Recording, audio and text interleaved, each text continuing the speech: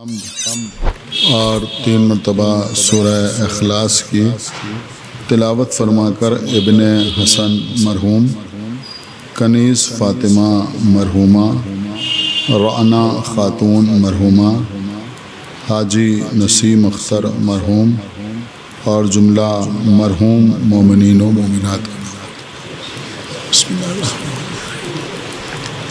الرحمن الرحیم الحمدللہ رب العالمین الرحمن الرحیم بسم اللہ الرحمن الرحیم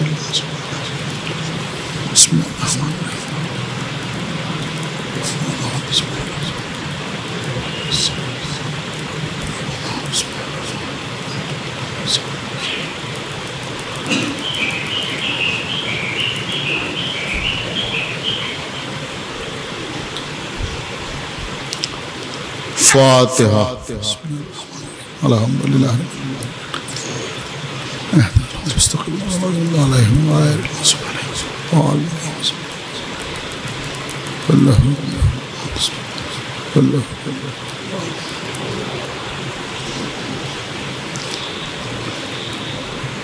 اعوذ باللہ السمیع العلی العظیم من الشیطان اللعین الرجیم بسم اللہ الرحمن الرحیم الحمدللہ الذی ہدانا لہذا وما کننا لنہتدی لولا ان ہدانا اللہ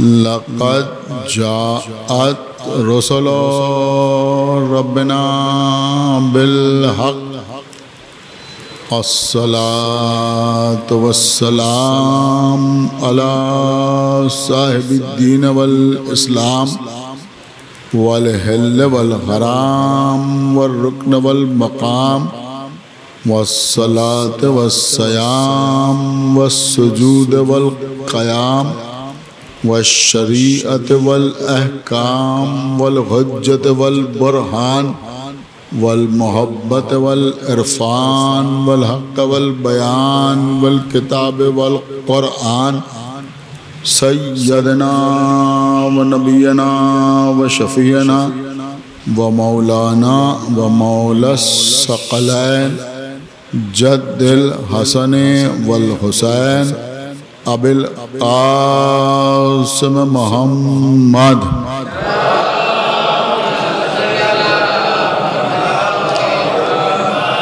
وعلى اہل بیتہ الطیبین الطاہرین المعصومین المظلومین المنتخبین المنتجبین الذین اذهب اللہ عنہم الرجس وطہرہم تطہیرا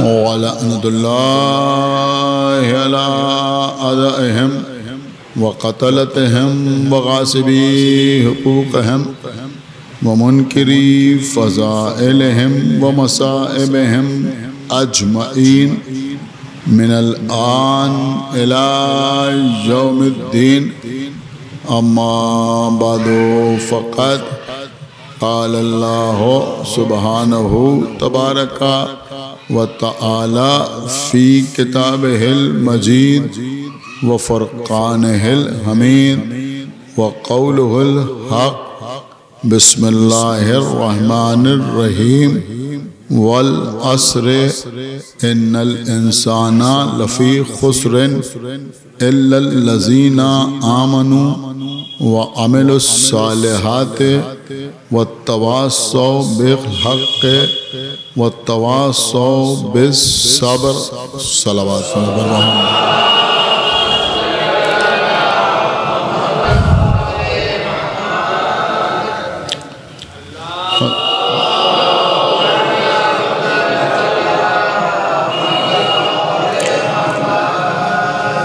حضرات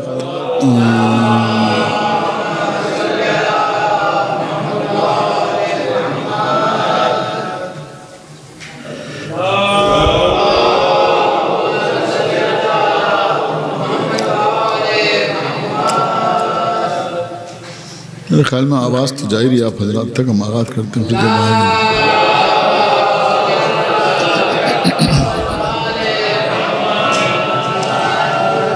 دیکھیں یہ کلام الہی کا بہت ہی مختصر سا یعنی چھوٹا سا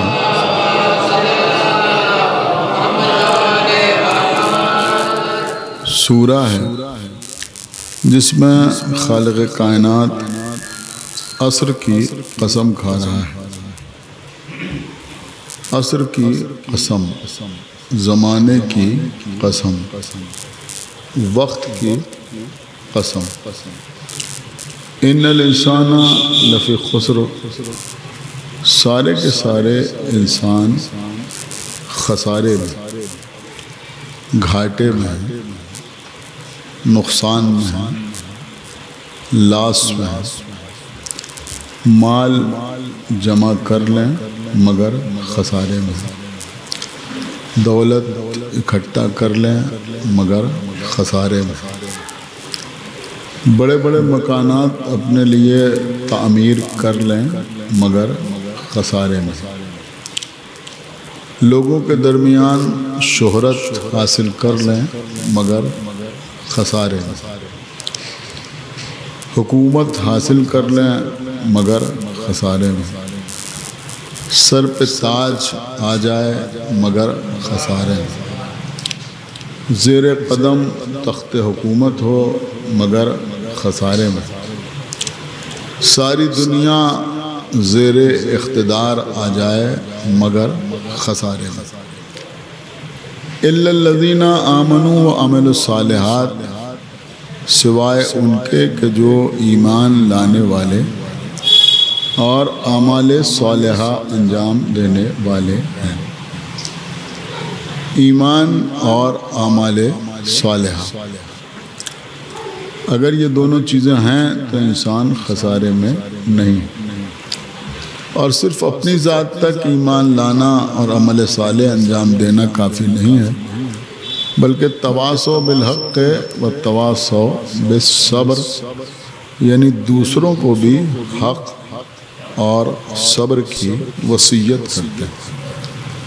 قبلہ شدید گرمی ہے، حادثاتی طور پر میں آپ کے سامنے حاضر ہو گیا ہوں۔ اس وقت میں کوئی بہت طولانی تقریر نہ کروں گا، لیکن شاید ابھی تک جتنی مجلسیں آپ کے درمیان پڑھی ہیں ان سب سے بالکل الگ ہٹ کر ایک موضوع آپ سے ڈسکس کرنا چاہوں گا۔ دیکھیے اس سورے کو پڑھنے کے بعد اگر کوئی ذاکر، کوئی عالم، کوئی خطیب تقریر کرنا چاہے تو بہت سے عنوانات اس کے سامنے ہیں۔ مثلا لفظ خسارہ، گھاٹا، نقصان، لاس، اس پر بھی تقریر ہو سکتی ہے، یا عصر، وقت، زمانہ، اس پر بھی گفتگو کی جا سکتی ہے۔ قسم کو بھی عنوان بنایا جا سکتا ہے، ایمان اور اعمال صالحہ کو بھی سامنے رکھ کر تقریر کی جا سکتی ہے، جو کافی کامیاب بھی ہو سکتی ہے۔ وَالتَّوَاصَوْا بِالْحَقِّ وَالتَّوَاصَوْا بِالصَّبْرِ، حق کیا ہے اور صبر کیا ہے، اور حق سے مراد کیا ہے اور صبر سے مراد کیا ہے، اس بات پر بھی چرچا کیا جا سکتا ہے۔ لیکن اس وقت میں آپ کے سامنے یہ عرض کرنا چاہوں گا کہ اس سورے میں ایک لفظ آیا ہے انسان، انسان، والعصر ان الانسان لفی خسر۔ آج میں دو چار بھئی اس کو تھوڑا کم کر دو، کیوں ایک صلوات اور پڑھے بر محمد وآلہ وسلم۔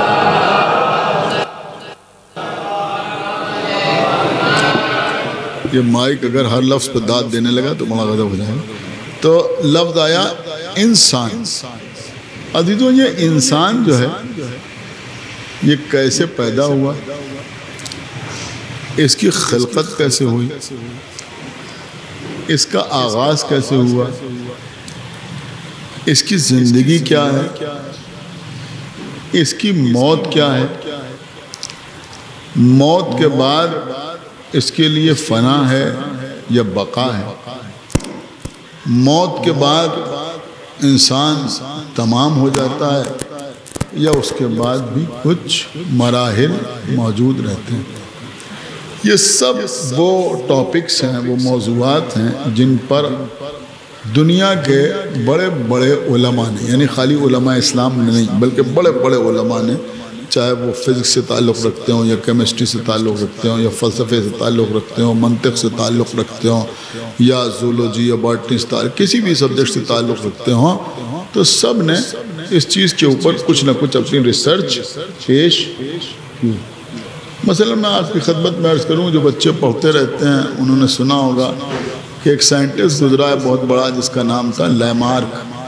تو لیمارک نے ایک الگ تھیوری پیش کی، ایک الگ کانسیپٹ پیش کیا، اور اس نے کہا کہ شروع میں جو انسان ہوتے تھے تو وہ بڑے طویل القامت ہوتے تھے، 50 فٹ کے ہوتے تھے. اب دھیرے دھیرے جیسے جیسے ضرورت پیش آئی ویسے ویسے لوگوں کا قد کم ہونے لگا، اور اس زمانے میں انسان جو تھے وہ 5 فٹ اور 6 فٹ کے رہ گئے. اسی طرح سے اس نے کچھ اور جانوروں کے لیے یہ کہا کہ وہ چھوٹے چھوٹے ہوتے تھے لیکن ان کی جو ضرورتیں تھیں اس کے مطابق مثلا وہ اپنی گردن کو کھینچتے رہے، لہٰذا وہ بڑے ہوتے گئے، اور پہلے چھوٹے چھوٹے ہوتے تھے آج بڑے بڑے ہو گئے.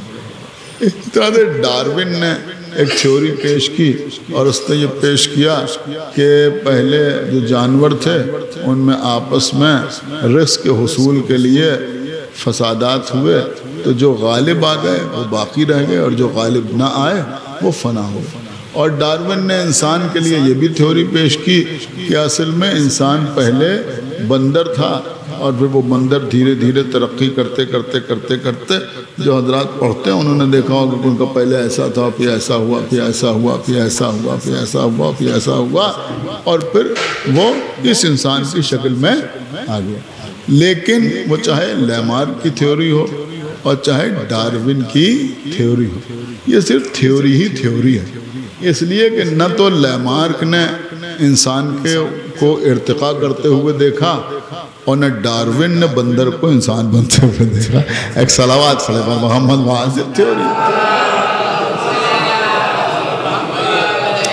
اب جب ہمارے بچے اس کو پڑھتے ہیں تو وہ سمجھتے ہیں کہ بس جو لکھا ہوا ہے وہ بالکل صحیح ہے، لیکن میں آپ کی خدمت میں عرض کروں کہ خود سائنٹسٹ بھی اس بات کو قبول کرتے ہیں کہ بھئی یہ تھیوری ہے، ہو بھی سکتا ہے اور ایسا نہیں بھی ہو سکتا.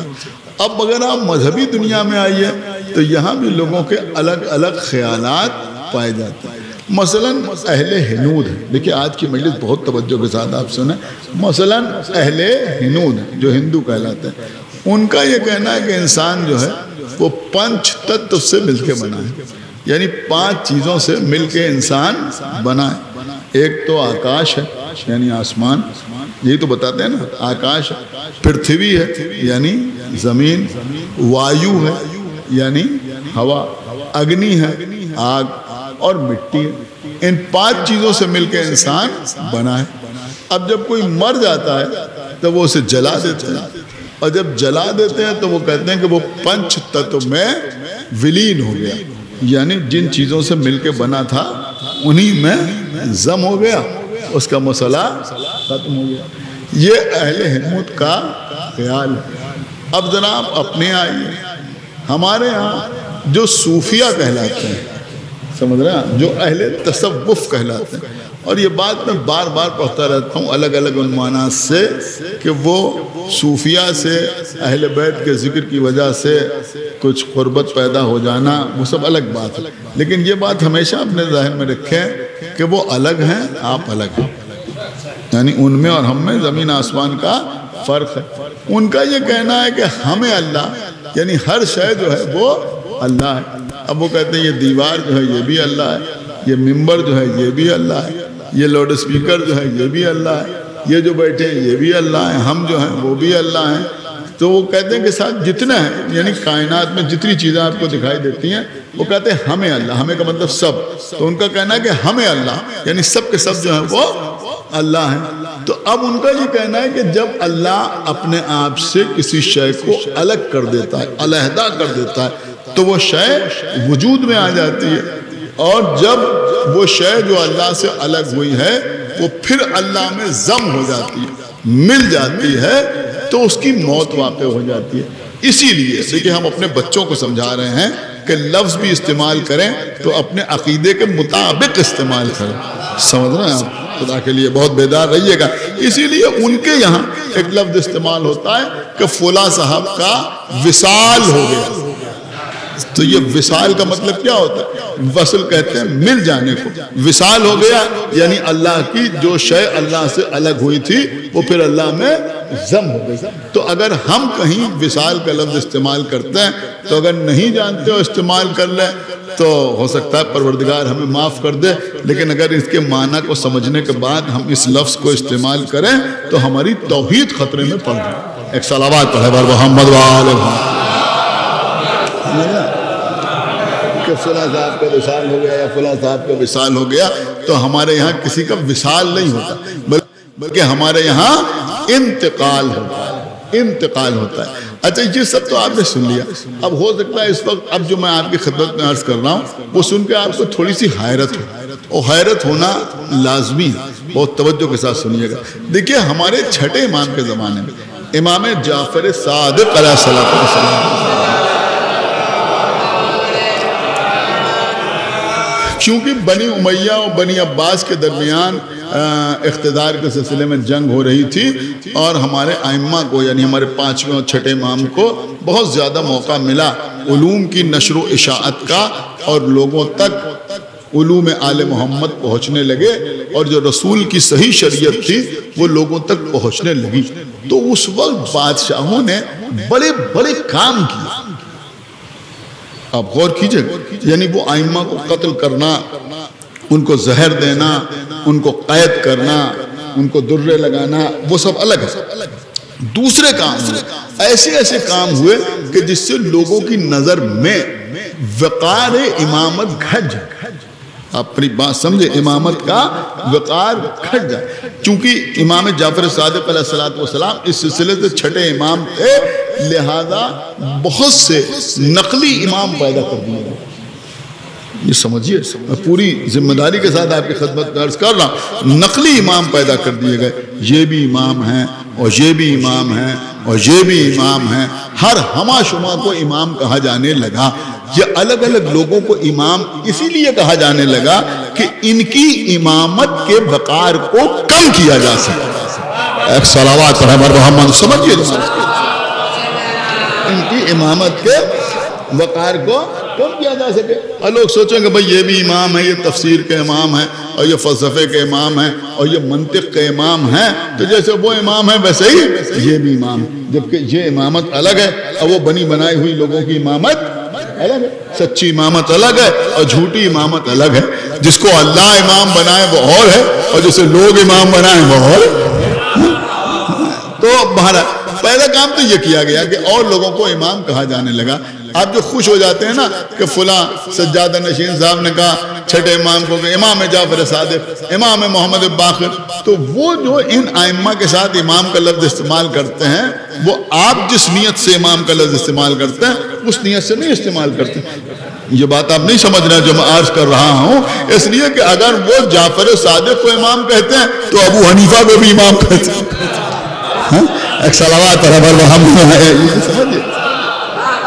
سمجھے نہیں سمجھ رہے ہیں؟ وہ ابن کثیر کو بھی امام کہتے ہیں، وہ بخاری کو بھی امام کہتے ہیں، وہ مسلم کو امام کہتے ہیں، وہ ابن ماجہ کو بھی امام کہتے ہیں، وہ ابو داؤد کو بھی امام کہتے ہیں. تو ان کے یہاں تو سب امام ہو گئے. تو یہ سب کو امام کہہ کے امام کے لفظ کو ڈائلوٹ کیا گیا، ہلکا کیا گیا. سمجھ رہے ہیں؟ ہلکا کیا گیا تاکہ دنیا کی سمجھ میں آئے کہ بھئی جیسے وہ امام ہے ویسے ہی یہ امام ہے. ایک کام تو یہ کیا گیا. دوسرا کام یہ کیا گیا کہ اسی زمانے میں صوفیہ کو باقاعدہ پروجیکٹ کیا گیا. آپ خدا کے لیے میری بات سمجھیں، صوفیہ کو پروجیکٹ کیا گیا. دیکھیں اس وقت کچھ بہت ہی بنیادی چیزیں میں آپ کو سمجھانا چاہ رہا ہوں کہ صوفیہ کو پروجیکٹ کیا گیا. صوفیہ کو پروجیکٹ کیوں کیا گیا؟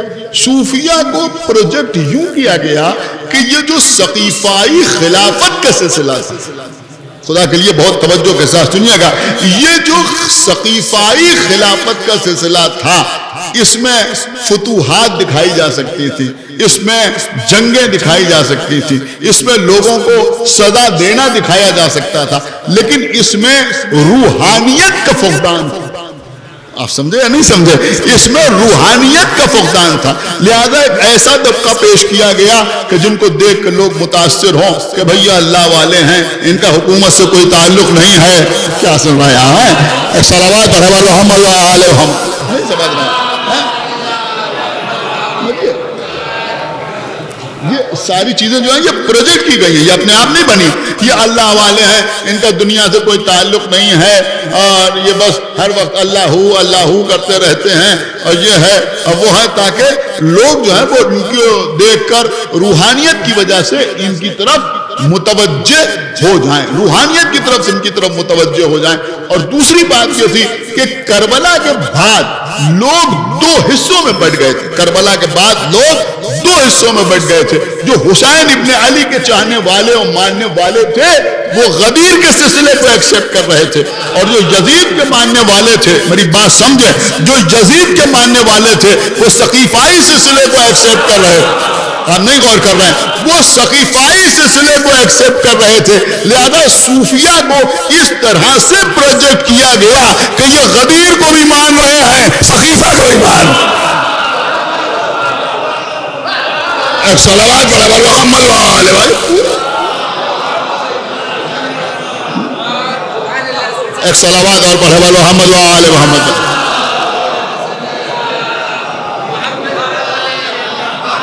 دیکھیں میں نے پہلے ہی آپ کی خدمت میں عرض کیا تھا کہ یہ بالکل ایک تجزیہ ہے جو میں آپ کی خدمت میں پیش کر رہا ہوں، اور شاید آپ نے اس سے پہلے اس قسم کی کوئی تقریر نہ سنی ہو جو میں عرض کر رہا ہوں. تو عزیزوں، اسی زمانے میں علومات آل محمد کے سلسلے میں، علوم آل محمد کے مقابلے پر بہت سی چیزیں حکومت وقت لے کے آئی.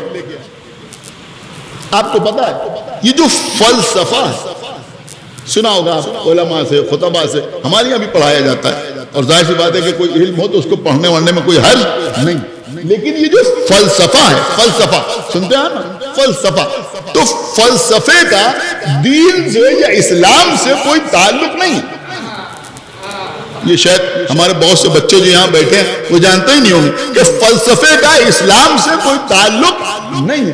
یہ فلسفہ جو ہے اس کا تعلق ایمان سے نہیں ہے، اس کا تعلق ہے یونان سے، جس کو اس وقت گریس کہا جاتا ہے. اس کا تعلق کس سے ہے؟ یونان سے. تو یہ یونان کا فلسفہ تھا، اس کا عرب سے بھی کوئی تعلق نہیں تھا.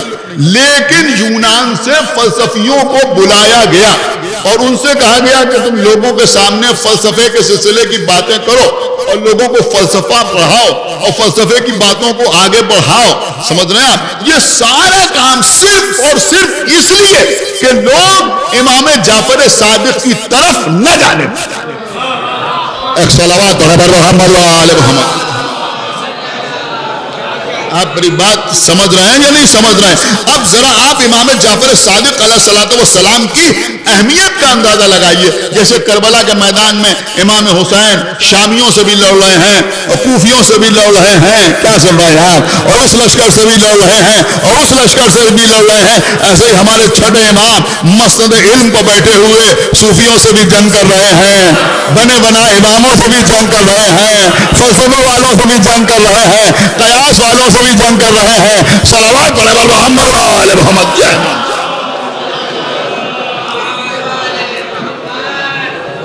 تو یہ فلسفہ جو تھا اس کو داخل کیا گیا. اب یہ میں آپ کو یہاں تک جو ہی نہیں لے آیا، یہاں تک میں آپ کو اس لیے لایا کہ آپ نے اب دیکھیں حیرت ضرور ہوگی کچھ بچوں کو، آپ نے نوان کتنے نکتے سلسلے میں سنے ہوں گے کہ انسان جو ہے وہ عناصر اربعہ کا مجموعہ. عناصر جو ہے یہ عنصر کی جمع، عناصر اربعہ کہتے ہیں چار، یعنی انسان جو ہے وہ چار عناصر سے مل کے بنا ہے. آگ، پانی، مٹی، ہوا، سب کو یاد ہے نا؟ جتنے لوگ بیٹھے ہیں سب کو یاد۔ میں آپ کی خدمت میں عرض کروں کہ نہ تو یہ قرآن کی آیت، نہ یہ رسول کی کوئی حدیث، نہ یہ کسی امام کا قول، یہ یونان کا فلسفہ ہے۔ ایک صلوات پڑھے بر محمد وآلہ۔ نہیں آپ نے شاید بالکل توجہ نہیں کہ ایک صلوات پڑھے بر محمد وآلہ۔ یہ جو ہے یہ یونان کا فلسفہ ہے کہ آگ، پانی، مٹی اور ہوا، انہوں نے کہا ان چار چیزوں سے مل کے انسان بنا۔ اسے پتہ نہیں کتنے شعر کہہ دیے گئے کہ زندگی کیا ہے، عناصر کا ظہور ترتیب، موت کیا ہے، انہی اجزاء کا پریشان، سنا ہے نا؟ تو اب لوگوں کے دماغوں میں یہ بات بیٹھ گئی کہ یہ شاید کوئی اسلامی نظریہ۔ میں صرف یہ عرض کرنا چاہ رہا ہوں، ویسے کسی چیز کو پڑھ لینے میں کوئی حرج نہیں، جیسے ہم لیمارکزم کو پڑھتے ہیں، جیسے ڈارونزم کو پڑھتے ہیں، جیسے دیگر چیزوں کو پڑھتے ہیں، ایسے اس کو بھی پڑھیے، کوئی مسئلہ نہیں، کوئی پریشانی نہیں، لیکن اس کو اسلام سمجھ کے نہ پڑھیے۔ آپ سمجھ رہے ہیں میری بات؟ اس کا اسلام سے کوئی تعلق نہیں ہے۔ اور ابھی آج کی اس چھوٹی سی مجلس میں چاہے آپ اپنے مزاج کے مطابق اتنی داد دیں یا نہ دیں، لیکن میں اس بات کو ثابت کر کے جاؤں گا کہ اس کا اسلام سے کوئی دور کا تعلق نہیں ہے۔ آپ کہیں گے کیا؟ آپ یہ تو کہہ رہے ہیں نا انسان آگ سے بنائے، پانی سے بنائے، مٹی سے بنائے، ہوا سے بنائے۔ آپ مجھے بتائیں کہ جب ابلیس نے آدم کو سجدہ کرنے سے انکار کیا، خدا کے لیے سنیے، جب ابلیس نے، نہیں سن رہے ہیں، جب ابلیس نے آدم کو سجدہ کرنے سے انکار کیا، قرآن میں ایک جگہ نہیں بار بار یہ واقعہ بیان ہوا ہے، تو اللہ نے پوچھا ماں منع کا، تجھے کس نے روکا؟ کیوں نہیں سجدہ کیا تو نے آدم کو، جس کے لیے میں نے حکم دیا تھا یا جس کو میں نے اپنے ہاتھوں سے بنایا تھا؟ تو نے آدم کو سجدہ کیوں نہیں کیا؟ ام کنت من العالین، کیا تو بڑے لوگوں میں سے ہے؟ ابا واستکبر، تو وہ اکڑ گیا، انکار کیا، اور اس نے کیا کہا؟ اس نے کہا کہ میں نے اس لیے سجدہ نہیں کیا کہ تو نے مجھے آگ سے بنایا ہے اور اسے مٹی سے بنایا ہے، مجھے آگ سے بنایا ہے، اسے مٹی سے بنایا ہے۔ یہ مجمع مجھے سوچ سمجھ کے بتائے کہ اگر انسان کی خلقت میں آگ، پانی، مٹی، ہوا، یہ چاروں چیزیں شامل ہوتی تو اللہ جواب دیتا کہ خالی تو ہی آگ سے نہیں بنا ہے، اس پر بھی آگ موجود۔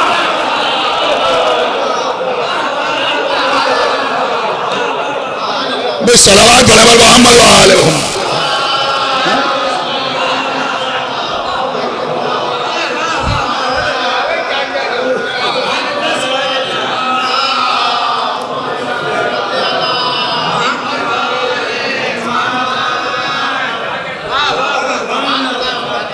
دیکھیں مولا آپ کو سلامت رکھے، یہ ایک ایسا موضوع تھا، میں قطعی یہ سوچ کے یہاں نہیں پڑھا تھا کہ اس کے اوپر آپ داد دیں گے، اس وقت خود میرا دل چاہ رہا ہے کہ میں یہ موضوع آپ کے سامنے پڑھوں، کیونکہ بہرحال اب یہاں کوئی اتنی داد کی خواہش نہیں ہوتی کہ یہاں آئیں گے داد ملے گی تو شاید دوبارہ بلائے جائیں گے، تو اس لیے میں نے پڑھا، لیکن مولا آپ کو سلامت رکھے جیسے آپ نے اس کو سماعت فرمایا۔ اب اس میں دو چار چیزیں اور سماعت فرما لیں اور انشاءاللہ میں سمجھائی کے ممبر سے اتروں گا۔ دیکھیں عزیزوں، ایک چیز ہوتی ہے عنصر، سنیے گا اجازت صاحب آپ تم بھی سننا میں، ایک چیز ہوتی ہے عنصر۔ عنصر آپ کو معلوم ہے کسے کہتے ہیں؟ عنصر کہتے ہیں ایلیمنٹ، ہندی میں بتاؤں آپ، عنصر کہتے ہیں تتو۔ جب ہم ہائی اسکول یا انٹرمیڈیٹ میں تھے تو اس وقت 105 یا 106 ایلیمنٹ بتائے جاتے۔ ایلیمنٹ کیا ہوتا ہے؟ عنصر کیا ہوتا ہے؟ تتو کیا ہوتا ہے؟ ایلیمنٹ وہ ہوتا ہے کہ جس پہ کوئی دوسری چیز شامل نہیں ہوتی، جیسے مثلا چاندی، سمجھا؟ جیسے مثلا چاندی، اس کا سمبل ہے AG، چاندی۔ جیسے گولڈ، اس پہ کوئی دوسری چیز شامل نہیں، چاندی۔ سونا، پوٹیشیم، نائٹروجن، آکسیجن، ہائیڈروجن، تو 105 یا 106 ایلیمنٹ ہم نے اپنے زمانے میں پڑھے تھے، لیکن ابھی اس دن ہم اپنے بچے سے پوچھ رہے تھے تو وہ بتا رہا تھا کہ پاپا تقریباً 118 پڑھائے جاتے ہیں۔ تو 118 اس لیے پڑھائے جاتے ہیں کہ اتنے دن میں اور بھی بہت سے ایلیمنٹس کا انوینشن ہو گیا کہ یہ بھی ایلیمنٹ ہے، یہ بھی ایلیمنٹ ہے، یہ بھی ایلیمنٹ ہے، یہ بھی ایلیمنٹ ہے. تو جو ایلیمنٹ ہوتا ہے اس کو کہتے ہیں عنصر. خدا کے لیے سمجھیے. اور اگر دو یا دو سے زیادہ عنصر آپس میں مل جائیں تو انہیں کہتے ہیں کمپاؤنڈ، انہیں کہتے ہیں مرکب. سمجھیے انہیں کیا کہتے ہیں؟ انہیں کہتے ہیں مرکب. یعنی مرکب میں ایک عنصر نہیں ہوتا، ایک ایلیمنٹ نہیں ہوتا، بلکہ کئی ایلیمنٹ اس میں ملے ہوئے ہوتے ہیں. اسے کہتے ہیں کیا کہتے ہیں؟ اسے کہتے ہیں مرکب، اسے کہتے ہیں کمپاؤنڈ. میں تھوڑا سا آسانی کے ساتھ آپ کو سمجھا دوں. جیسے پانی ہے تو یہ پانی جو ہے یہ کوئی ایلیمنٹ نہیں ہے، بلکہ دو ایلیمنٹ ملتے ہیں، دو عنصر ملتے ہیں تو پانی بنتا ہے. یعنی آکسیجن اور ہائیڈروجن دو ملتے ہیں تو پانی بنتا ہے. آپ میری بات سمجھ رہے ہیں یا نہیں سمجھ رہے؟ جیسے مثلا نمک، تو نمک جو ہے یہ کوئی ایلیمنٹ نہیں ہے، عنصر نہیں ہے، بلکہ کچھ ایلیمنٹس ملتے ہیں تو نمک بنتا ہے. اس کا مطلب یہ ہوا کہ ایلیمنٹ اور ہوتا ہے اور کمپاؤنڈ اور ہوتا ہے، عنصر اور ہوتا ہے، مرکب اور ہوتا ہے، تتو اور ہوتا ہے، یوگک اور ہوتا ہے. بہت توجہ کے ساتھ میں نے ہندی میں بتا دیا، انگریزی میں بتا دیا، اردو میں بتا دیا تاکہ سب کی سمجھ میں آ جائے. یہ جو یونانی فلسفہ سمجھایا جاتا ہے، اب دیکھیں جو سمجھدار ہے وہ انشاءاللہ خاموش نہیں رہے گا کہ انسان عناصر اربعہ سے مل کے بنا ہے. کیا عناصر ہیں؟ آگ، پانی، مٹی، ہوا. سب سے پہلی بات قبلہ یہ ہے کہ ان چاروں میں کوئی ایک بھی عنصر ہے ہی نہیں.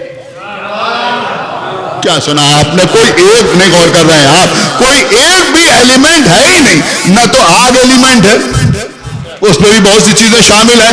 نہ پانی ایلیمنٹ ہے، اس میں ہم نہیں غور کر رہے ہیں آکسیجن اور ہائیڈروجن شامل ہے. نہ مٹی ایلیمنٹ ہے، اس لیے کہ اس پہ بھی بہت سی چیزیں شامل ہیں. نہ ہوا ایلیمنٹ ہے، اس لیے کہ اس پہ بھی بہت سی چیزیں شامل ہیں.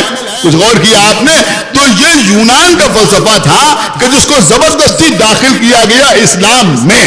اب جب لوگوں نے زور و شور سے یہ کہنا شروع کیا کہ انسان عناصر اربعہ کا مجموعہ ہے، آگ، پانی، مٹی، ہوا، تو بہت بڑے مجمع میں، اب دیکھتا کون خاموش رہتا ہے، بہت بڑے مجمع میں ہمارے اور آپ کے چھٹے امام جعفر صادق علیہ السلام نے زمین سے ایک مٹھی خاک اٹھائی اور خاک اٹھا کر لوگوں کو دکھایا، اور دکھانے کے بعد کہا کہ بڑے احمق لوگ ہیں جو اس مٹی کو عنصر کہتے ہیں. یہ عنصر نہیں ہے، یہ عناصر کا مجموعہ ہے. صلوات محمد یہ عناصر کا مجموعہ. اس کے اندر بہت سے عناصر ملے ہوئے ہیں. یہ مٹی جو ہے یہ ایسے ہی نہیں ہے، اس میں بہت سے عناصر ملے ہوئے ہیں. اب میں آپ کی خدمت میں عرض کروں گا کہ انسان بنا کیسے. اب اگر آپ یہ دیکھنا چاہتے ہیں کہ انسان بنا کیسے تو پیغمبر کی ایک حدیث ہمارے سامنے. اب وہ حدیث کیا ہے کہ اللہ کے رسول نے ارشاد فرمایا کہ کنت نبیًا وآدم بین الماء والطین، کہ میں اس وقت بھی نبی تھا کہ جب آدم آب و گل کے درمیان تھے. کیا سن رہے ہیں آپ؟ خدا کے لیے بھائی تھوڑا بیدار ہو. یہ جب آدم آب و گل کے درمیان تھے یعنی مٹی اور پانی کے درمیان تھے. اس کا مطلب یہ ہوا کہ آدم کا پیکر جو بنا وہ کہے سے بنا؟ مٹی سے بنا اور پانی سے بنا. پانی اور مٹی سے مل کے آدم کا پیکر بنا. صرف یہی نہیں ہے، مولا علی کے لیے ارشاد فرمایا کہ علی اس وقت سے ولی ہیں کہ جب آدم پانی اور مٹی کے درمیان تھے، یعنی جب سے محمد رسول اللہ ہے تب سے علی ولی اللہ موجود ہے. صلوات محمد علیہ. جب آدم مٹی اور پانی کے درمیان تھے اس وقت میں اللہ کا نبی تھا، اس وقت علی اللہ کے ولی تھے کہ جب آدم پانی اور مٹی کے درمیان تھے. تو دیکھیں وہ چار بتا رہے تھے رسول کی حدیث کے مطابق انسان کیسے بنا ہے کہ پانی سے مل کے بنا ہے اور مٹی پانی سے مل کے بنا ہے. تو مٹی اور پانی سے انسان مل کے بنا ہے. اب میں بڑی قیمتی بات آپ کی خدمت میں عرض کر رہا ہوں. آپ نہ سمجھیں گے تو کون سمجھے گا. دیکھیں بڑا ادب قسم کا موضوع تھا. میں نے چاہا کہ آسان سے آسان لفظوں میں پڑھ دوں تاکہ بچے کی سمجھ میں آ جائے. اب انسان کے بدن جو مٹی سے بنا ہے, اس کا مطلب یہ نہیں ہے کہ آپ کسی دھاردار چیز سے کھرچیے تو کچھ مٹی جھڑنے لگے گی. نہیں سن رہے ہیں آپ نے کیا عرض کر صلوات پر محمد وآلہ. اس کا مطلب صلوات اور پر محمد وآلہ. یعنی یہ سب سمجھنے کی ضرورت ہے. میری بات سمجھیے, اس کا یہ مطلب نہیں ہے کہ آپ اپنی انگلی کو اس طرح سے کاٹیے تو اس سے کچھ مٹی جو ہے وہ جھڑنے لگے گی. ایسا کچھ ہونے والا نہیں ہے. انسان مٹی سے بنا ہے. اس کا مطلب کیا ہوا؟ اس کا مطلب یہ ہوا کہ مٹی میں جتنے ایلیمنٹس پائے جاتے ہیں, ہائے پڑھے لکھے لوگ بیٹھے ہوئے ہیں, مٹی میں جتنے عناصر پائے جاتے ہیں وہ سب انسان کے بدن میں پائے جاتے ہیں. کیا سنا آپ نے؟ اب اگر مٹی میں آکسیجن ہے تو انسان کے بدن میں آکسیجن ہے. اب اگر مٹی میں, کیا سن رہے ہیں آپ, اب اگر مٹی میں ہائیڈروجن ہے تو انسان کے بدن میں ہائیڈروجن ہے. اب اگر مٹی میں میگنیشیم ہے تو انسان کے بدن میں میگنیشیم ہے. اب اگر مٹی میں پوٹیشیم ہے تو انسان کے بدن میں پوٹیشیم ہے. اگر مٹی میں سوڈیم ہے تو انسان کے بدن میں سوڈیم ہے. اب اگر مٹی میں چاندی ہے تو انسان کے بدن کے اندر کسی مقدار میں چاندی ہے. اگر مٹی میں آئرن ہے تو انسان کے بدن میں آئرن ہے. جیسے آپ سنتے رہتے ہیں نا, میں نے کہا وہ کچھ آل فال بک رہے ہیں. کیوں آل فال بک رہے ہیں؟ کہ اس لیے کہ ان کا پوٹیشیم سوڈیم کم ہو گیا, سوڈیم پوٹیشیم کم ہو گیا ہے. ایک بات سمجھ میں آئی کہ جو کچھ مٹی میں ہے, جو کچھ مٹی میں ہے, اگر اس میں سے کچھ تھوڑا سا ہمارے بدن میں کم ہو جائے,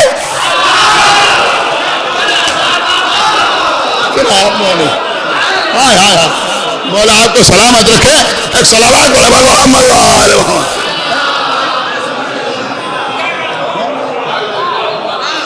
ایک صلوات اور پر محمد وآلہ محمد. اگر یہ کم ہو گیا, اگر یہ کم ہو گیا تو آنکھوں کی روشنی پہ فرق پڑ گیا. اگر یہ کم ہو گیا تو سماعت پہ فرق پڑ گیا. اگر یہ کم ہو گیا تو بال سفید ہونے لگے. اگر یہ کم ہو گیا تو ہاتھوں میں راشا پیدا ہو گیا. اگر یہ کم ہو گیا تو دماغ نے کام کرنا بند کر دیا. کیوں؟ کہ اس لیے کہ مٹی میں جو کچھ ہے, اگر اس میں کوئی ایک چیز بھی انسان کے بدن میں کم ہو جائے تو وہ پریشان ہو جاتا ہے, بیمار ہو جاتا ہے, صحت مند نہیں کہلاتا. اب شاید کوئی خاموش نہ رہے. مٹی کیا ہے؟ کہ بھائی مٹی کو تراب کہتے ہیں. تو ایک بات سمجھ میں آئی کہ اگر کسی کا بدن تراب کے سلسلے میں مقصر ہو جائے,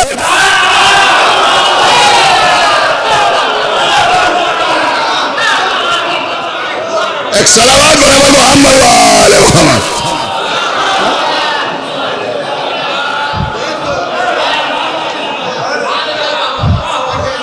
تو بھیا اب ہمیں انصاف سے بتاؤ کہ جب تراب کا مقصر نارمل نہیں رہتا تو ابو تراب کا مقصر. ایک صلوات اور پڑھے بر محمد وآلہ محمد.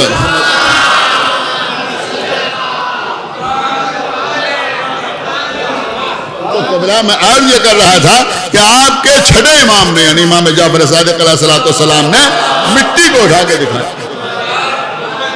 اور یہ فرمایا کہ یہ مٹی ہے, اس کو لوگ عنصر کہتے ہیں, جبکہ یہ عنصر نہیں ہے. پھر کیا ہے کہ یہ عناصر کا مجموعہ, یہ عناصر کا مجموعہ, یعنی اس کے اندر بہت سے عناصر موجود ہیں. یہ تھے ہمارے چھٹے امام, امام جعفر صادق علیہ السلام. ہماری جان قربان یعنی وہ تو خمریزی فرما کے گئے علوم کے سلسلے میں کہ آج وہ سارے درخت جو ہیں وہ سرسبز و شاداب نظر آئے. سمجھ رہے ہیں؟ بڑے بڑے اس بات پر فخر کرتے رہے کہ ہم امام جعفر صادق علیہ السلام کی شاگردی میں رہے. لیکن خدا برا کرے عداوت اہل بیت کا. ایک شخص گزرا ہے کہ جس کا نام ہے ابن تیمیہ. ابن تیمیہ بہت بڑا دشمن اہل بیت, جس نے بہت سی کتابیں لکھی ہیں، اس میں کتاب حسین اور یزید بھی ہے، جس میں اس نے باقاعدہ یزید کی حمایت کی ہے اور یزید کی تعریفیں بھی کی ہیں۔ تو اس کی اور بھی بہت سی کتابیں ہیں ابن تیمیہ، اور یہ جو وہابی مسلک ہے اس کے اگر دیکھا جائے تو بنیادی رکن ہے ابن تیمیہ۔ تو ابن تیمیہ ان لوگوں میں تھا کہ جن کو اہل بیت کے فضائل ہضم نہیں ہوتے۔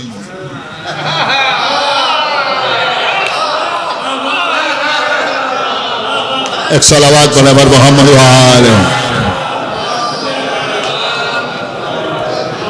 کچھ لوگ ہوتے ہیں نا، آپ دیکھتے ہیں کچھ بھی پڑھ دیا جائے، کچھ بھی بیان کر دیا جائے، سب ان کی سمجھ میں آ جائے، لیکن اگر فضائل آل محمد کے سلسلے میں کچھ پڑھا جائے تو وہ سمجھنے کی کوشش نہیں کریں گے، بلکہ مجھے کہیں گے بھائی یہ بات ہماری سمجھ میں نہیں آئی۔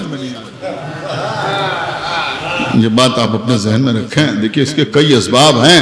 اگر کسی کی سمجھ میں اہل بیت کے فضائل نہ آئیں تو پہلی بات تو یہی ذہن میں رکھیے کہ امام حسین نے کربلا میں کہا تھا کہ تم پر میری بات کا اثر اس لیے نہیں ہوتا کہ تمہارے شکم حرام سے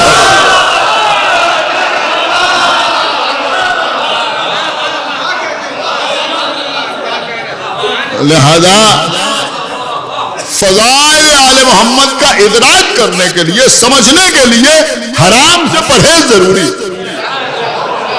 ایک صلوات پڑھے بر محمد وآلہ۔ حرام سے پرہیز۔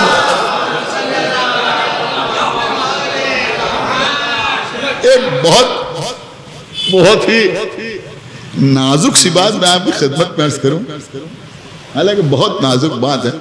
میں کتاب پڑھ رہا تھا کسی عالم دین کی تھی، اس وقت نام ذہن میں نہیں ہے، ایران کے کسی عالم کی کتاب تھی، انہوں نے ایک بات لکھی، میں نے کہا یار بات تو بالکل صحیح لکھی ہے۔ انہوں نے لکھا کہ بہت سی چیزیں ایسی ہیں کہ جو حرام ہیں لیکن ہم ان کو حلال سمجھ کے تناول کر لیتے۔ کیوں؟ کہ اس لیے کہ فتاوی ہمیں اجازت دیتے ہیں، اس لیے کہ اجتہاد ہمیں اجازت دیتا ہے، اس لیے کہ شریعت ہمیں اجازت دیتی ہے۔ اب وہ پیکڈ ہے، اب جب پیکڈ ہے تو کھا سکتے ہیں، کوئی مسئلہ نہیں۔ ید مسلم سے ملا ہے، اب اس سے جانور ایسے ذبح کیا ہو یا ایسے ذبح کیا ہو، لیکن اب اس کے ہاتھ سے ملا ہے تو ہمارے لیے جائز ہے، ہم کھا سکتے ہیں۔ انہوں نے بات بڑی خوبصورت سے لکھی، انہوں نے لکھا کہ وہ جائز تو ہے، ٹھیک ہے، صحیح ہے، وہ جائز، کوئی شک نہیں ہے، کوئی اشکال نہیں ہے کہ وہ جائز۔ انہوں نے لکھا یہ بالکل ایسے ہی مسئلہ ہے کہ جیسے زہر ہمارے سامنے رکھا ہوا ہو اور ہمیں پتہ نہ ہو کہ یہ زہر ہے اور ہم اس زہر کو کھا لیں تو ہم خودکشی کے مجرم تو نہیں کہلائیں گے۔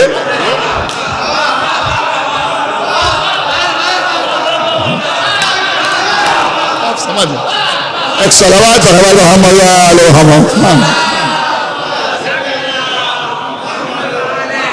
ایک صلوات اور پڑھے محمد علیہ۔ ہم یعنی میرے خیال میں یہ ہم آپ سب کی پرابلم ہے اس وقت، یہ نہیں۔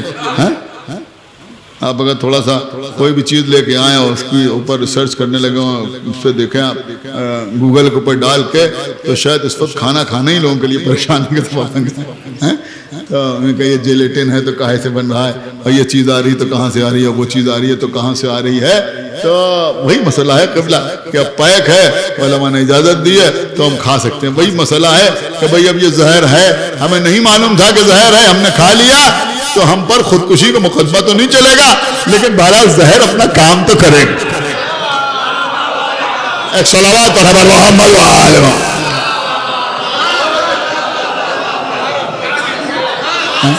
ایک صلوات اور پڑھے محمد وآلہ۔ اب ایک جگہ میں نے کہا تو لوگوں نے کہا اب کیا کریں، تو ہم نے کہا ظہور امام کی دعا کریں۔ صلوات پڑھے محمد وآلہ۔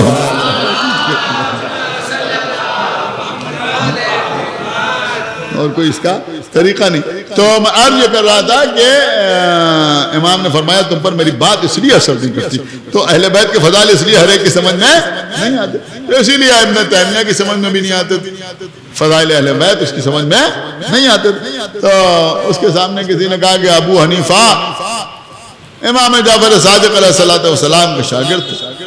تو اس نے اپنی کتاب پہ لکھا کہ بھلا یہ کیسے ہو سکتا ہے کہ ابو حنیفہ امام جعفر صادق علیہ السلام کے شاگرد ہوں, اس لیے کہ ابو حنیفہ تو انہی کے ہم عمر تھے, بلکہ عمر میں کچھ ان سے بڑے تھے, تو وہ ان کے شاگرد کیسے ہو سکتے ہیں؟ ان کے ہم عصر ہو سکتے ہیں, ہم جماعت ہو سکتے ہیں, لیکن ان کے شاگرد نہیں ہو سکتے, اس لیے کہ وہ امام اعظم ہیں, وہ ان کے شاگرد نہیں ہو سکتے.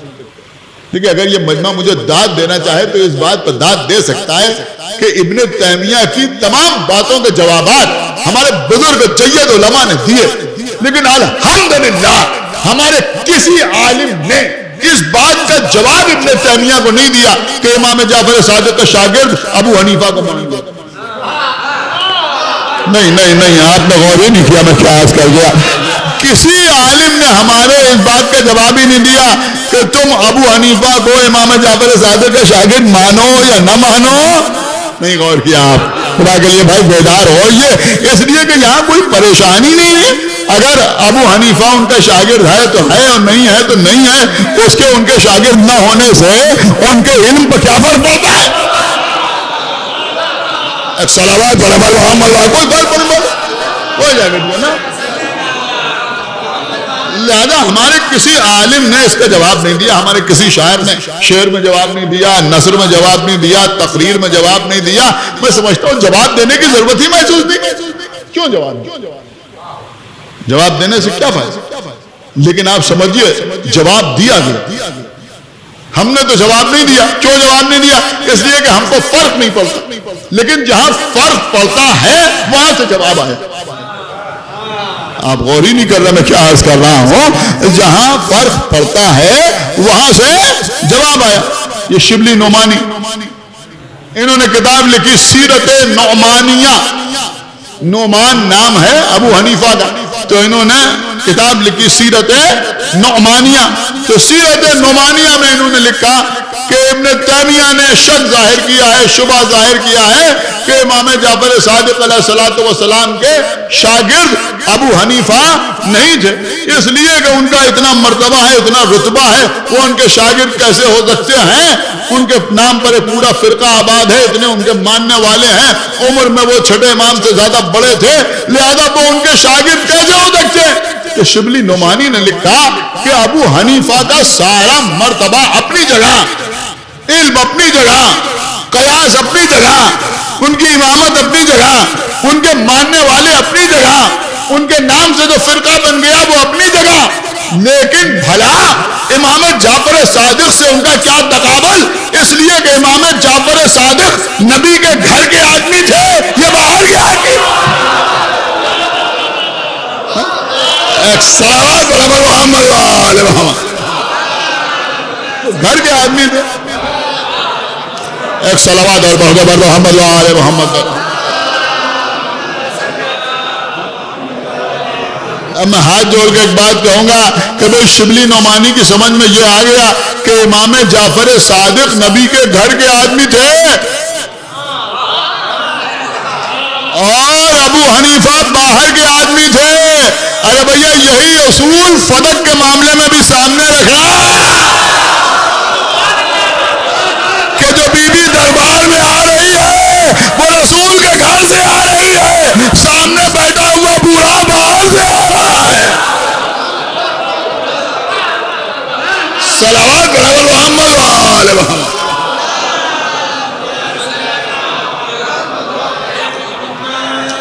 بس قبلہ تو میں نے بات کو تمام کیا تو میں عرض یہ کر رہا تھا کہ انسان کا جو پیکر بنا, انسان کا جو جسم بنا ہے وہ کہے سے بنا ہے کہ وہ مٹی اور پانی سے مل کے بنا, اور اللہ نے آدم کا پیکر اسی طرح سے بنایا, اور پھر کہا کہ جب میں اپنی روح داخل کروں تو تم سب کے سب سجدے میں گر پاؤں. اب آپ پڑھیے قرآن, اللہ کہہ رہا ہے کہ اے میرے نبی لوگ آپ سے روح کے بارے میں سوال کرتے ہیں۔ قل، ان سے کہہ دیجئے کہ روح امر ربی، کہ روح جو ہے وہ میرے رب کا امر ہے۔ سنا آپ نے یا نہیں سنا کہ روح کیا ہے؟ کہ روح میرے امر کا، میرے رب کا امر ہے۔ تو روح کیا ہے؟ کہ امر ربی ہے۔ اور علی کون ہے؟ کہ علی اولی الامر ہے۔ نہیں سنا اس مجمع نے کہ بھئی علی کون ہے؟ کہ علی اولی الامر ہے۔ تو بھئی آپ جب علی اولی الامر ہیں اور روح امر ربی ہے، تو اب اگر علی کے ٹھوکر لگانے سے مردہ زندہ ہو جائے، صلوات پڑھ محمد و آل محمد۔ بس قبلہ مجلس تمام، بہت دیر میں نے پڑھ لیا، بہت شدید گرمی بھی ہو رہی ہے۔ تو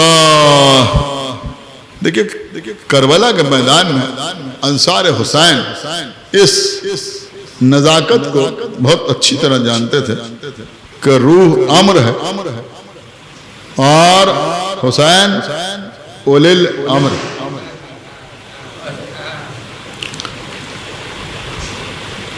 دیکھیں جو نالائق بیٹے ہیں، میں ان کی بات نہیں کر رہا ہوں، جو بہت لائق قسم کے بیٹے ہیں، جو اولادیں بہت لائق ہوتی ہیں اپنے ماں باپ کی۔ میں بڑی نفسیاتی بات اس وقت عرض کر رہا ہوں اور شاید پہلی بار پڑھ رہا ہوں آپ کے درمیان،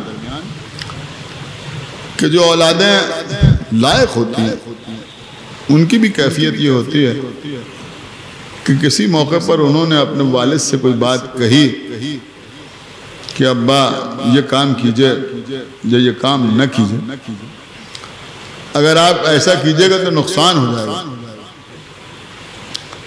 یا اگر آپ ایسا نہ کریں گے تو ہم اس فائدے سے محروم ہو جائیں گے۔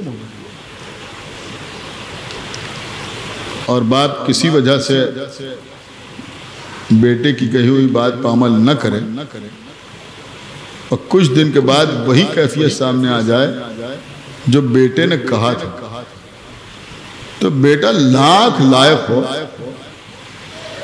مگر اپنے باپ سے یہ کہہ دیتا ہے کہ ابا ہم آپ سے کہہ رہے تھے، کتنی بار ہم نے کہا ہوگا، آپ نے کہا ہوگا، مجھے معاف فرمائیں۔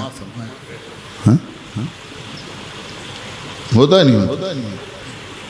ہم آپ سے کہہ رہے تھے ابا یہ آدمی صحیح نہیں مگر آپ نے اعتبار نہ کیا، ابا ہم آپ سے کہہ رہے تھے یہ زمین نہ خریدیے مگر آپ نے دیکھیے خرید لی اور نقصان ہو گیا، ہم آپ سے کہہ رہے تھے یہ پلاٹ بھی خرید لیجئے مگر اس وقت آپ نے نہیں خریدا، اب اس کی قیمت کتنی بڑھ گئی۔ اس طرح کے کتنے واقعات ہو۔ کبھی آپ نے اس نقطے پر غور کیا کہ آقا حسین کربلا کی طرف بڑھ رہے، انصار حسین نے کہا اللہ اکبر، پوچھا کیا ہوا؟ کہ سامنے نخلستان نظر آ رہا۔ نخلستان کا مطلب درخت نظر آ رہا۔ اب اس زمانے میں نخلستان نظر آنا نعمت تھا، سفر میں شدت کی دھوپ میں، تو فرمایا کہ یہ نخلستان نہیں ہے بلکہ حر کیا رسالہ ہے، اس کے پرچم ہے سبز رنگ کے جو تمہیں دکھائی دے رہے ہیں۔ حر کا رسالہ سامنے آیا، امام حسین کے لشکر سے کچھ زیادہ وہ لوگ تھے، آئے تو یہ معلوم ہو گیا کہ یہ یزید کی طرف سے آئیں، لیکن جب سامنے آئے تو سب کی زبانیں باہر نکلی، پیاس سے تڑپ رہے، بات کرنے کی ہمت نہیں۔ سرکار سید الشہداء نے دیکھا، اب دیکھیں میں اس وقت آقا حسین کی فضیلت نہیں بیان کر رہا ہوں، انصار حسین کا یقین بتا رہا ہوں، امام حسین علیہ السلام، انہیں کہتے ہیں انصار حسین۔ کہا انہیں پانی پلاؤ، یہ پیاسے ہیں انہیں پانی پلاؤ۔ کسی صحابی نے امام حسین سے کہا آقا حسین ہمارے پاس بے شک مشکیزوں میں تھوڑا سا پانی ہے لیکن ہمارے ساتھ عورتیں بھی ہیں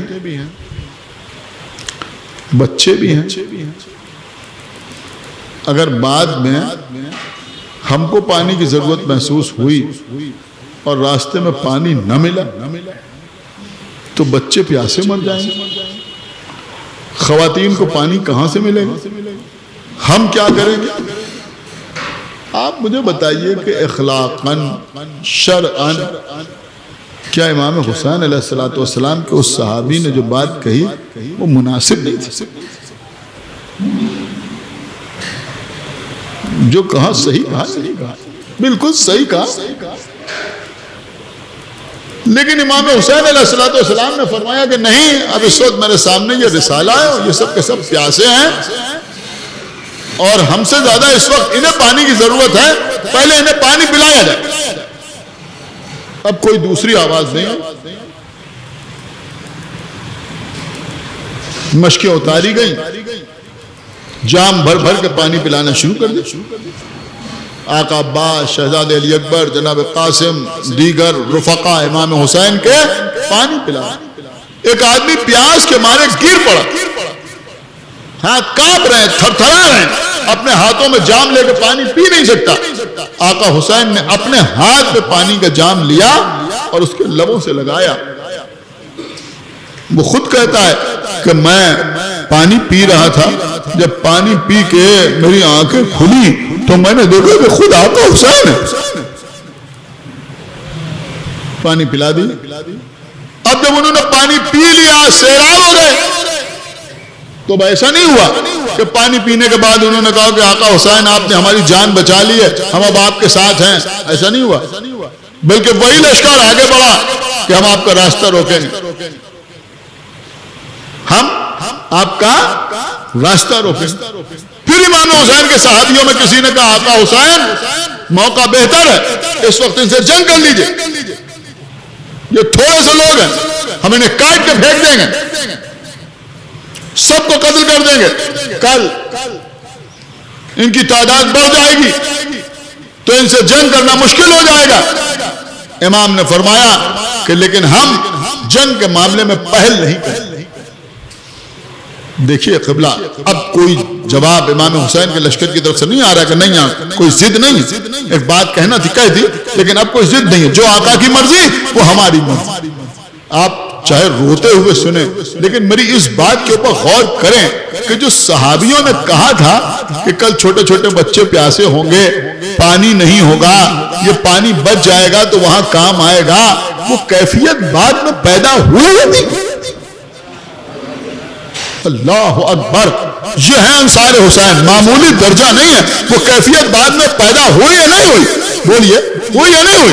جہاں چھوٹے چھوٹے بچے ہاتھوں میں خالی کوزے لیے ہوئے الاتش الاتش الاتش کی صدائیں بلند کر رہے تھے، بچے الاتش کی صدائیں بلند کر رہے تھے، اصحاب کے پاس جا رہے تھے، صحابی امام حسین کے سر جھکا جھکا کے رو رہے تھے، لیکن کربلا میں کسی صحابی کے منہ سے یہ نہ نکلا کہ اگر حسین اس دن ہماری بات مان لیتے تو یہ چھوٹے چھوٹے بچے پیاسے نہ ہوتے۔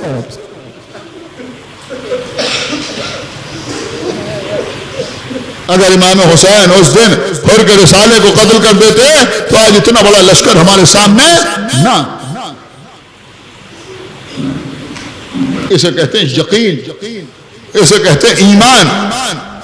امام حسین کی بات پر ایسا یقین ہے، ایسا ایمان ہے کہ ٹھیک ہے ہم نے اپنی بات حسین کے سامنے رکھی، لیکن جب حسین نے بتا دیا کہ ہم کسی معاملے میں پہل نہیں کرتے تو پھر ہم پہل نہیں کرتے۔ حسین نے کہہ دیا کہ انہیں پانی پلا دو تو اب ہم نے پانی پلا دیا، اب آگے کچھ بھی ہمارا حشر ہو لیکن ہم حسین کی بارگاہ میں کوئی شکوہ کرتے ہوئے نظر نہیں آئے۔ بس عزیزو میں یہی آپ کی خدمت میں عرض کرنا چاہتا ہوں کہ دیکھیں ہم عزاداری کرتے ہیں، ماتم کرتے ہیں، مجلس کرتے ہیں، اب یقین مان لیں عزیزوں کہ عام لوگوں سے آپ بات کیجئے، انہوں نے کہا ہم نے مجلس کی ہماری آمدنی میں اضافہ ہو گیا، ہم نے شب داری کی ہماری دکان اور چلنے لگی، ہم نے انجمن میں ماتم کیا تو اللہ نے ہم کو اور نوازا، آپ سمجھ رہے ہیں یا نہیں سمجھ رہے ہیں عزیزوں؟ شیعہ فقط اس کو نہیں کہتے کہ نعمتوں کا نزول ہو تو عزاداری کرتا رہے، شیعہ اسے کہتے ہیں کہ اگر مجلس پڑھنے کے بعد مصیبت نازل ہو، ماتم کرنے کے بعد مصائب کا سلسلہ شروع ہو جائے، تب بھی عزاداری کا دامن چھوٹنے نہ پائے۔ جزاک اللہ، مولا آپ کو سلامت رکھے۔ آپ ذرا غور تو کریں، یہ عزاداری، یہ امام حسین کی محبت کس کس منزل سے گزر کے آئی ہے۔ متوکل کا زمانہ ہے، اس نے یہ پابندی لگا دی ہے جو بھی قبر حسین پہ زیارت کے لیے جائے گا پہلے اپنا ایک ہاتھ کٹوائے گا، اس کے بعد زیارت کے لیے جائے گا۔ ایک خاتون آئی، جب وہ آئی برقع میں نہا تھے کہ میں زیارت کے لیے جانا چاہتی ہوں، تو سپاہی نے کہا کہ تمہیں معلوم ہے تمہیں اپنا ایک ہاتھ کٹوانا پڑے گا۔ تو اس نے کہا میں ہاتھ کٹوانے کے لیے تیار ہوں۔ ظالم نے خنجر نکالا، قسم خدا کی زندگی پر رونے کے لیے کافی ہے۔ اور اس کے بعد اس بیوی سے پوچھا کہ یہ بتاؤ کہ دائنا ہاتھ کٹواؤ گی یا بایاں ہاتھ کٹواؤ گی؟ تو اس نے کہا کہ میں بایاں ہاتھ کٹواؤں گی۔ تو اس نے کہا اچھا تم اپنا دائنا ہاتھ محفوظ رکھنا چاہتی ہو؟ تو اس نے کہا نہیں، دائنا ہاتھ تو گزشتہ سال زیارت کے موقع پر کٹوا چکی۔ ایسے ایسے امام حسین کے چاہنے والے، ایسے ایسے محبت کرنے والے۔ اللہ اکبر، یہاں وہ عزادار نہیں ہے کہ منت آ گئی تو تعزیہ رکھتے ہیں۔ میں عزیزوں، یہ وہ قوم ہے کہ جہاں اللہ نے وعدہ کیا ہے بی بی زہرا سے کہ اللہ ایک کے بعد ایک گروہ کو پیدا کرے گا، جس کے جوان حسین کے جوانوں کا ماتم کریں گے، جس کے بزرگ حسین کے بزرگوں پہ آنسو بہائیں گے، جس کی عورتیں حسین کے گھر کی عورتوں کی مصیبتوں کو یاد کر کر۔ ورنہ عزیزوں آپ غور کیجئے کہ امام حسین نے خالی حر کو پانی نہیں پلایا، اس کے پورے لشکر کو پانی پلایا۔